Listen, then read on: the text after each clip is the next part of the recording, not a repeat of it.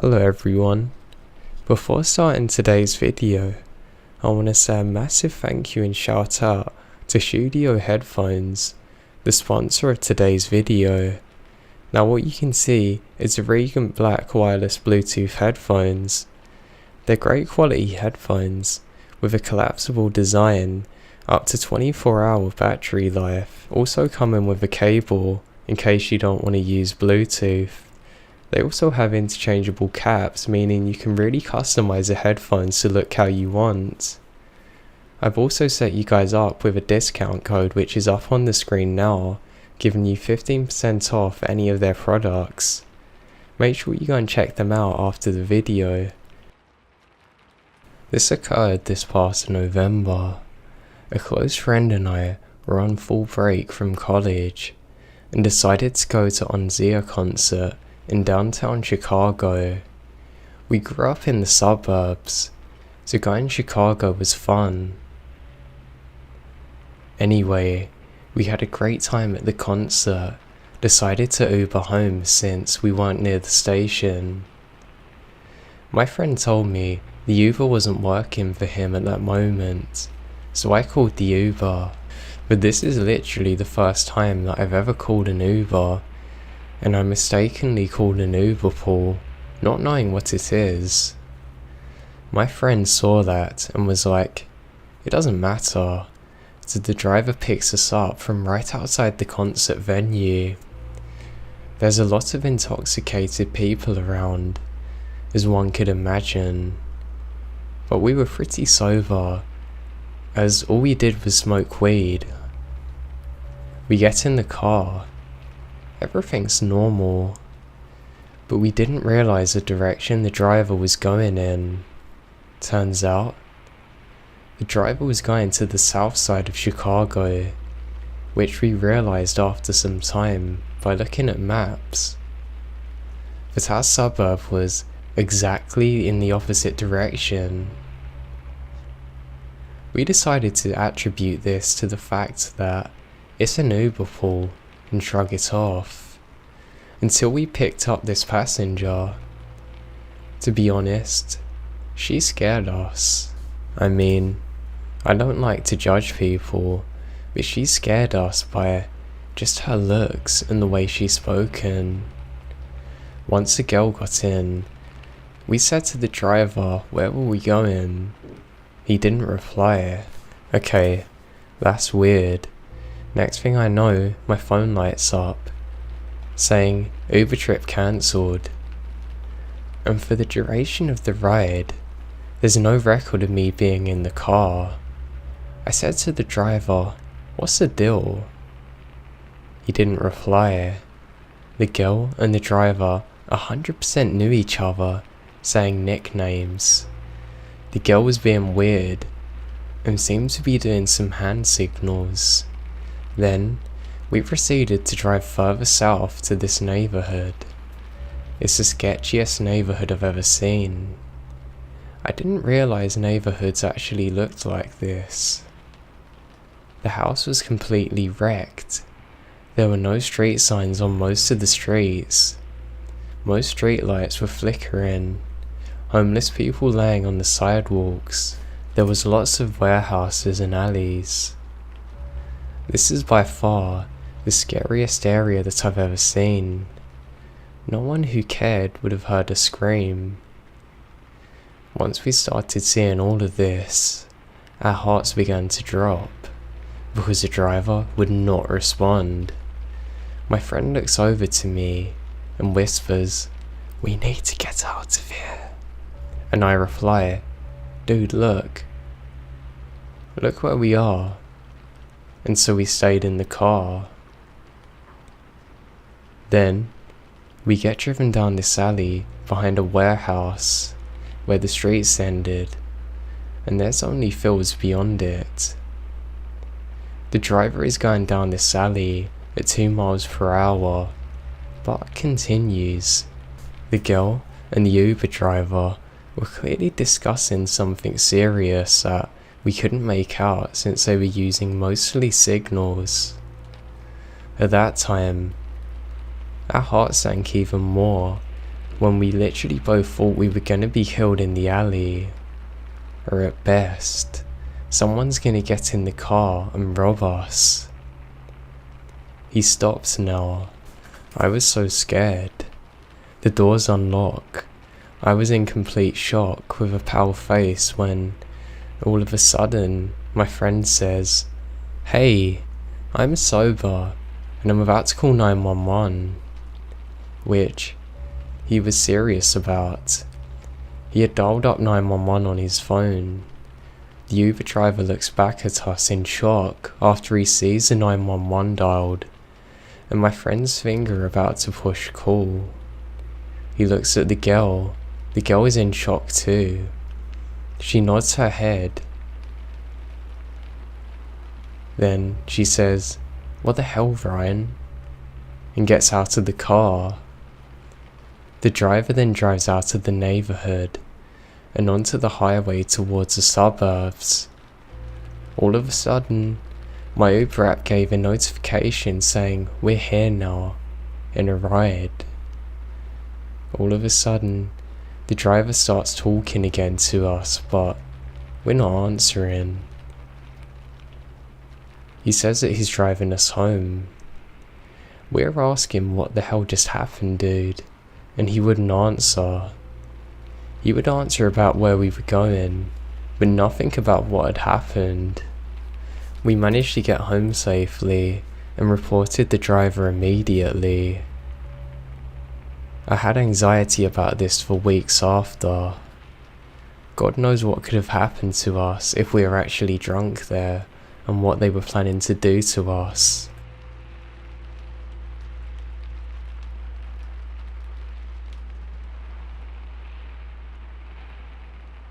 I'm a 17-year-old high school guy with a weak body. I live in a small town in the Philippines, and this town is surrounded by rice fields, with a highway going straight across it. I hope you get what I'm saying. Part of my usual weekend routine is to go jogging early in the morning, sometimes around 5 AM.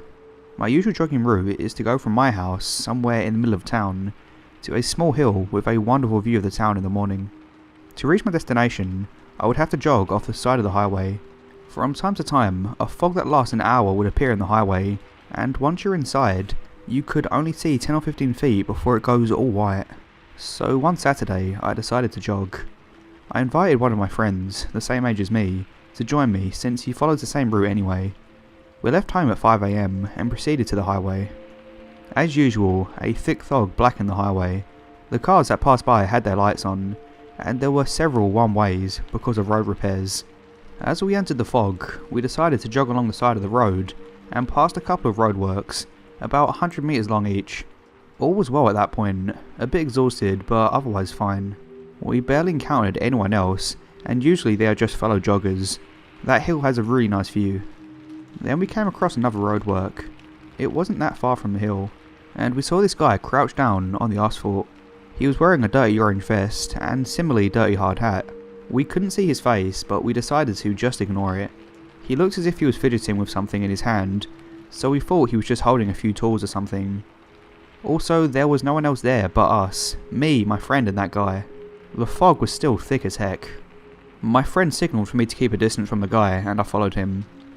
When we got closer, we heard him humming a strange tune under his breath, which in itself wasn't that weird. But boy were we wrong. As we got closer and closer to the guy, he started acting erratically. He stopped for a moment as I passed him. He started laughing. It wasn't a regular laugh. It sounded sinister, and a little dry. It was really loud, so it really freaked us out. We didn't increase our speed at this point, as we thought he was just toying with us. But he didn't stop.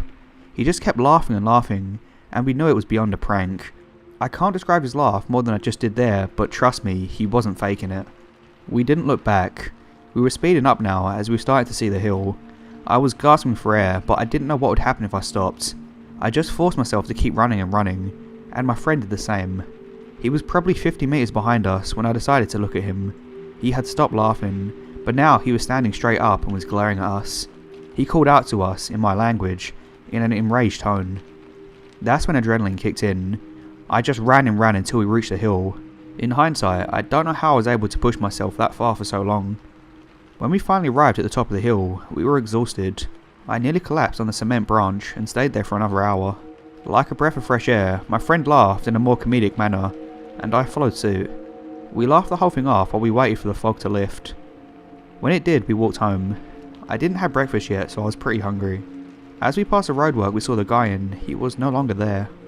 The only people there wearing construction outfits were the ones signalling the traffic, but none like the man we saw. As I got home, I told my parents what happened, and they said it was probably just another nut job, which were common in my town, that stole a construction outfit. Since then, I never went jogging in the fog again.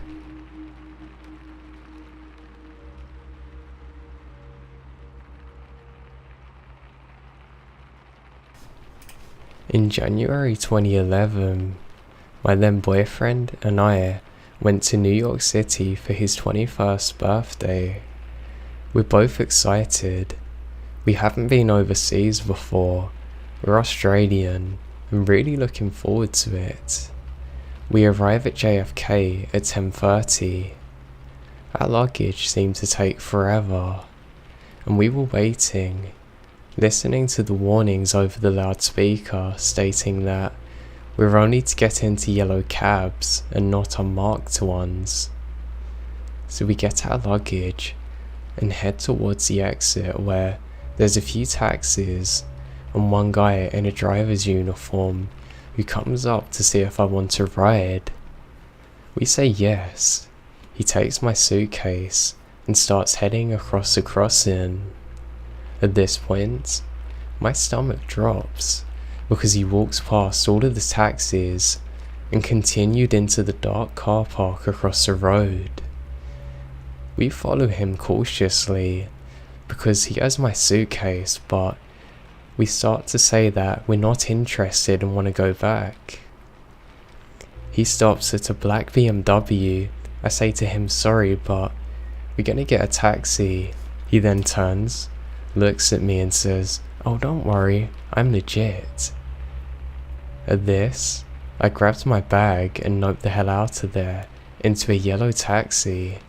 The driver then said immediately, yeah, you're either about to get mugged, kidnapped, or murdered. You must be careful out there.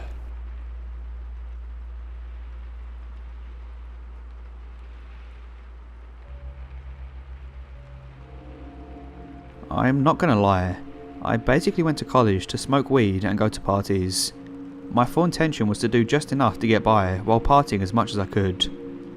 Unfortunately for me, I only applied to a few schools and was only accepted to one, a small college in the mountains of New Hampshire. It was very small, around 3,500 total undergrads, and I went not knowing anyone. On the first day, as I was skipping the ice-breaking games and other students were giving tours of the campus to their families before leaving, I wandered down a small path behind the cafeteria towards a small stream I had noticed during the drive-in. I lit a joint and was just wandering around when I noticed another dude, a little further down the stream, that cut a straightish path through the trees. He was also smoking a joint, I assumed by the way he was holding it anyway. I made my way over to see if I just made my first college friend and introduced myself. His name was Nate and he seemed pretty cool. He was smoking some really nice herb, so I figured I would get along with him. He stood about 5'5" and was a little stubby, but I remember noticing that he had a really weird laugh, like a nervous type, and that whenever he laughed, he kind of looked off to the side and glanced back at me in his peripheral vision. Yeah, I knew it was weird even back then. From the first time I met him, literally the first 30 seconds of introducing myself, but I thought maybe he was just socially awkward, had bad teeth, who knows. I was taught not to judge, and he was otherwise normal. We ended up hanging out fairly frequently, playing video games, drinking, smoking, but other people, especially in my dorm, didn't really seem to take to him. Not that I felt a strong bond with him, I didn't. It was kind of a superficial friendship, built around drugs, but I definitely got the sense that my other friends weren't comfortable around him. Then something very weird happened that I've managed to successfully forget until very recently. My heart is pumping out of my chest just typing this. One weekend, my roommate was home for a visit, and Nate's roommate was having his girlfriend over, which basically implied in college terms that Nate was staying with me. It seemed automatic. We got trashed and smoked a ton, got pizza, played video games. I was pretty out of it, and we were both sitting in deck chairs in my room, passing around a bowl back and forth, when he handed the bowl to me, leaning towards me in his chair, put his hand over my head and casually, in a low, steady voice said, "I'm gonna fucking kill you." Okay, so like I said, we were all sorts of messed up, but I was definitely a little freaked out. He'd never really been aggressive before, even at his most intoxicated. Certainly never said anything like this before. I've never handled confrontation very well, so all I said was, "No dude, don't do that bro," and sort of laughed it off and tried to write it off as drunk. We had a bunk bed set up in the room since it was pretty small, and I was on the top. My roommate was a bigger guy and didn't want to have to climb down to pee in the middle of the night. We had both gone to bed, but my roommate had put up his Christmas lights that were just always kept on. I am half deaf, I should also add, so when I sleep I tend to roll my functioning ear to block out sounds or muffle them in the pillow. This also means I'm a pretty heavy sleeper. Sometime during the night I woke up, feeling a little nauseous, and slowly opened my eyes. Nate was standing on the edge of his mattress, holding up the side railings of my bunk and staring directly at my face as I was sleeping. What the hell? My eyes got wide as I snapped awake and sat up. "What the hell, dude?" I said, backing up and bumping my head on the wall behind me. Then he turned his head and gave me that look from the corner of his eyes, the same laugh and smile that freaked me out the first day I met him. He was still holding the railings, standing on the mattress from the lower bunk. His face was lit in weird splashes of colour from the Christmas lights. He took one hand from the railing and put his finger to his mouth, while smiling and still looking at me sideways, and whispered, "Shh," before hopping down and leaving the room. It was like 3 AM, and I don't even know where he went that night. I never told anyone about that, and pretty much did my best to bury it, and never think about it again.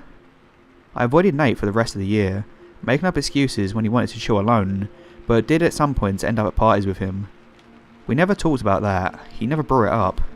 I transferred to another school the following year, not because of Nate or anything, just financial reasons, and did manage to forget about the weird incident. That was 15 years ago.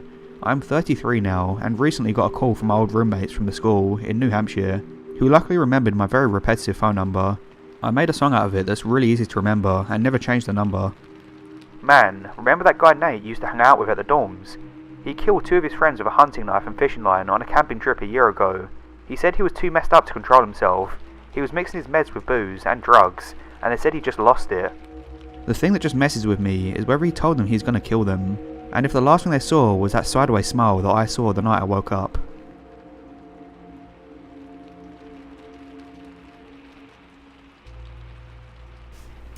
This happened a couple of years ago when I lived in Texas and worked at a small pizzeria in town. My dad needed to use my car, so I had to walk. It was maybe like a 3-minute walk, about a mile from work. A guy joins me on the sidewalk. We exchange some small talk, and he tells me that he sees me walking to work all the time. I tell him that I hardly ever walk to work, and he's confused me. Eventually he lets it be, and we both walk into the front door of the restaurant in silence and part ways. I then work a 10-hour shift. As I'm coming out, I see the guy from earlier walk in, again. I thought it a bit strange, but decided to help him anyway. He was picking up another pizza. "I'm kind of a pizza addict," he says while winking. I hand him his box, and we both walk out at the same time. Great. Nothing he'd done had been particularly creepy at this point, but I get a weird vibe from him. Who eats that much pizza in one day? We don't make small talk this time. Instead, he follows very closely behind me. I'm starting to get uneasy at this point, and decide to cross the street to another sidewalk. He follows. Now, I'm scared. I start to power walk. He does the same. I finally just stop in my tracks, turn around and say, "Can I help you?" He smiles and says, "Eat this pizza for me." I said something like, "Well, thank you," sarcastically. Then, "No, you're creepy as hell." I thought, and then resumed to power walk, before sprinting. To my horror, he starts running too. I begin feeling helpless at this point. It's about 11 PM in a quiet neighborhood with no one in sight. I got out my phone and dialed 911. I decided to cross the street again, just to see if he's really following me. He crossed as well. That sealed it for me. I hit the call button and started frantically telling the operator my situation. When I glanced behind me, a familiar car was slowly pulling up. Mine, thank God. It's my dad. I flagged him down, hopped in the passenger seat, my heart beating a mile a minute. I explained to the operator that it was fine now and hung up. Then explained to my dad what had happened, which he reacted like any dad would, freaking out. He gives me mace. I never walked to work again.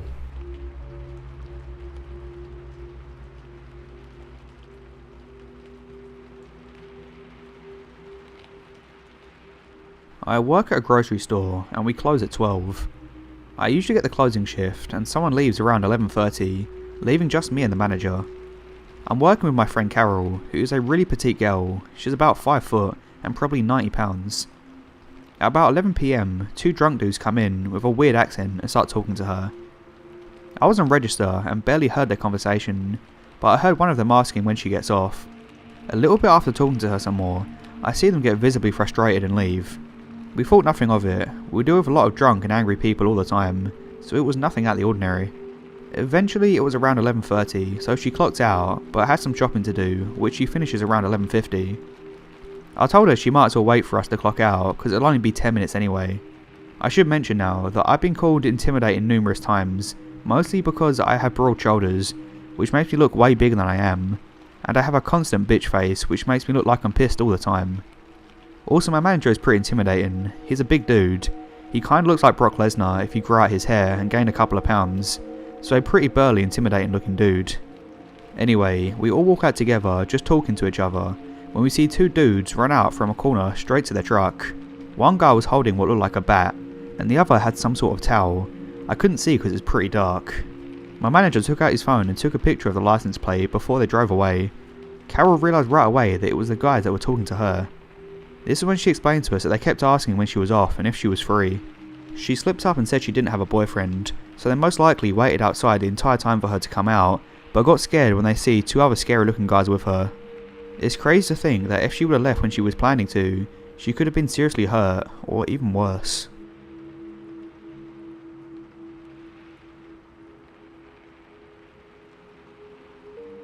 One day, when I was an elementary schooler, I think probably 3rd or 4th grade, I was awoken by my mum in a rush. She had overslept, and since she always woke me up in the morning, this meant that I too overslept, and now there was just no way I was going to be ready for school early enough to get the school bus. School started at 8 AM, and my bus pickup time was 7 AM, but it was already like 6:40 or something, and I was still in my pyjamas and hadn't even had breakfast yet. So my mum decided that day we would just tell the bus driver to go ahead and she would take me to school, which would give me plenty of time to get ready. So I'm just sitting at the dining room table eating breakfast, still in my pyjamas, and it's now about 6:50. We hear the bus pull up, about 10 minutes earlier than usual. My mum peeks her head out the door, into the foggy morning and waves the bus on. She closes the door and comes back inside, but the bus doesn't pull away. There's a knock at the door and my mum opens it to find a man in a bus driver uniform. He explains that he's a substitute driver because the regular driver called in sick. He says she knows he's a few minutes early, since he wanted to get an early start on the route since he didn't know it well. My mum explains to him that she was going to take me to school since we woke up late. He gets visibly upset, and says that he can wait a few minutes since he's already running ahead of schedule. My mum insists that no, I won't be ready to go in a few minutes, and tells him to go on ahead. He seemed angry about this, but turned around and got back on the bus and left. I returned to eating my breakfast, and still don't have my school clothes on at this point, but at 7 AM sharp, another bus pulls up to my house. My mum thinks this is weird and goes outside to talk to them.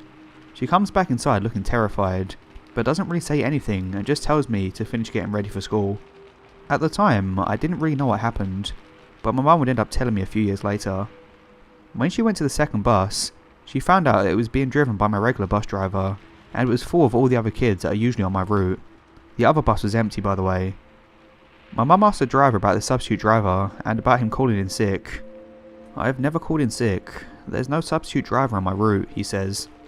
The driver immediately called dispatch in a panic, and told my mum to go inside and call the police, which she did without me knowing, and report the incident. There was absolutely no one doing my driver's route that day. Whoever this was most likely a kidnapper who targeted me. I've never heard anything about it again, not even if anyone else had ended up being picked up by this mysterious fake driver. But chances are, had I just gotten on that bus, I would never have made it to school or back home. And if my mum hadn't overslept on that specific day, I would have been on that bus.